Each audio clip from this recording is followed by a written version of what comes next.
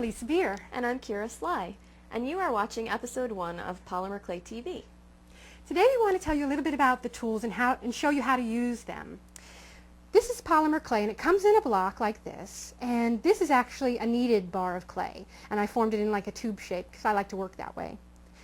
This is a blade, and you really need a blade to work with the clay because the blade will cut slices off like this, and you can use it also to add little texture marks to your clay like that. This is a flexible blade. It's called a ripple blade, and this will make more wrinkled, like crinkle French fries, I guess. This is how the blades come. They come in a case so you can store them. And this is a roller. We have these rollers in purple, green, red, and blue. And the roller will help you roll out your clay. Just by going back and forth, you can roll out your clay so that you can make a flat sheet. And I just use both of my hands to do it and roll back and forth.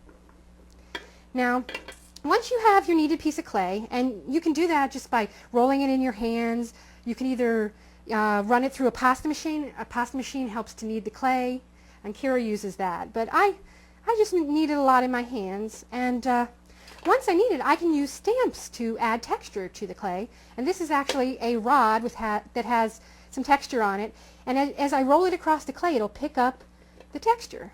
And there's the swirls. Okay, here's another tool that I use a lot, which is just a poker. And actually I use a bamboo skewer a lot too, which these are good to poke holes into the clay. So if you wanted to poke a hole, the way I do it is I always twist my skewer as it goes through. By twisting it, you get a nice clean hole, and I always flip it over and do the other side. So you make sure to get a hole that's really nice. And if you're making a pendant or some beads, you want your hole to be really nice. This is another product. This one's called Kato Poly Clay, and this one's called Liquid Sculpey. And these are used to adhere baked clay to non-baked clay. And you can also use them, you could add ink into them, and you can mix up neat colors and whatnot. And this is actually a unmounted stamp. You can use mounted or unmounted. And this unmounted stamp, the way I do it is I place it onto my clay. Actually, I don't use my textured rod. I use my regular rod, and I roll it onto the clay. And then as I pull it off, you'll see the texture formed here. Okay.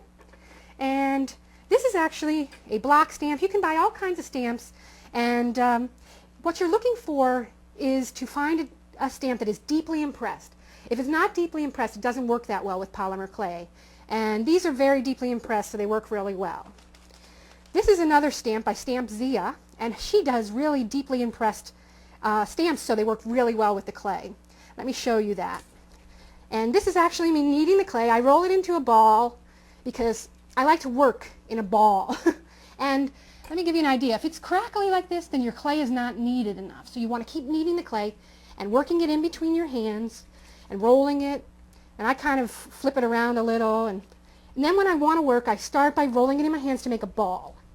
And just a matter of doing a circling motion. Okay, then I can take my rod and flatten it. It's not the prettiest thing right there, but you can get an idea. And I put my stamp right onto the clay. I like to give it a little push so it kind of melds with the clay, and then I just roll back and forth with my rod until I get a nice impression, and I peel it off, and I have my impression.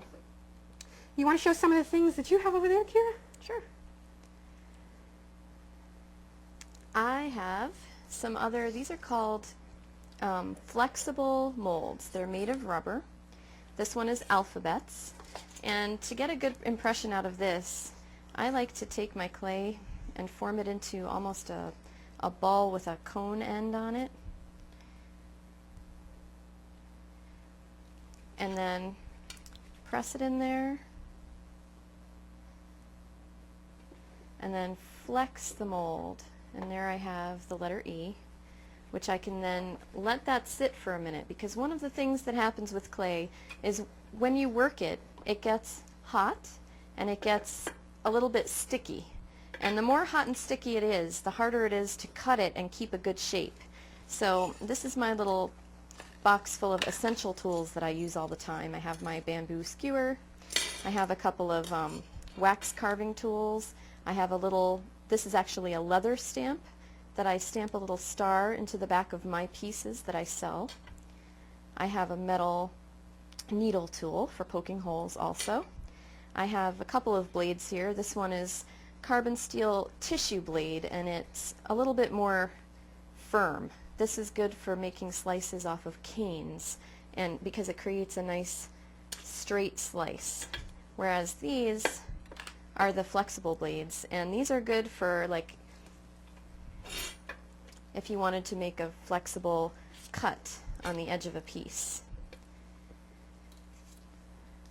I also have some candy molds here. This is a hard mold. These are little frogs, and you can take the clay and stick it in there also and create a nice molded piece, and they'll flex a little bit and pop the clay out. This is a mold that I made from another piece of polymer clay called super elastic clay. It's made for mold making, and I actually took a mold of a stamp because using this I can press my clay into this, and I like to use my thumb because then I can feel it going in. And when I pull that off, well, I need a mold release really for that, but it creates a raised impression of the stars. Let's talk about mold releases now too. There are several things you can use. You can just use some cornstarch powder or baby powder that'll help release your stamp or your mold from the clay, because the clay does get a little sticky. So if depending on what brand you're using, but if it's sticky, you can just run a little cornstarch on there, or a little cornstarch on your stamping piece. And this is actually texture sheets, and it actually has two different impressions that it makes, because one side is raised and one is impressed. And I'm going to show you that so you can see. I'm going to push into the clay. What I do is I lay it on my clay, give it a little push like I said before. I like to push, so make sure that it's making contact with it.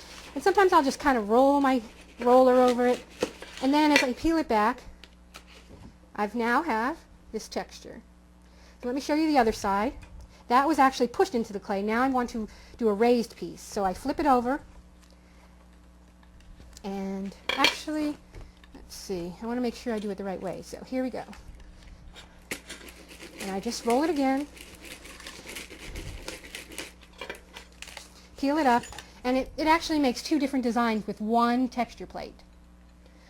Now, you can use water. Actually, the recommended use is to spray a little water, and you can just get yourself a little spray bottle and spray it right onto the texture plate, and then put it onto the clay, and that'll help so it doesn't stick. So that's what you're trying to do. You don't want it to get too sticky that it sticks to your stamped piece. Okay. Kira, do you want to talk a little bit about work surface now? Actually, you use some powdered pigments also so it doesn't stick. Yes. Sometimes I use actual powdered pigments right onto my stamp or my mold or the texture sheet. And that's only if I want the powdered pigment to show on my finished piece, obviously. Right. But the pigments get between the tacky surface of the clay and whatever you're sticking it onto, and it prevents it from sticking. And this is some pinky gold color that we have, and I use a brush. This is a very soft squirrel hair brush, and it picks up the pigments really well, and then it deposits them onto the clay. It's going to be a little hard to see maybe, but it put a little metallic onto the clay there. And the reason these pigments work so well with clay is because of the tacky surface just holds on to the pigment.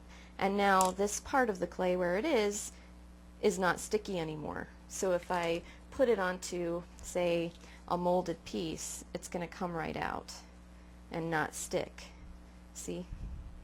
Right. And you do not need a lot of powdered pigments. A little goes a long way. This is 5 grams, and that'll last me the next 5 months.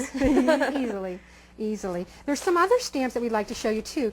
These are actually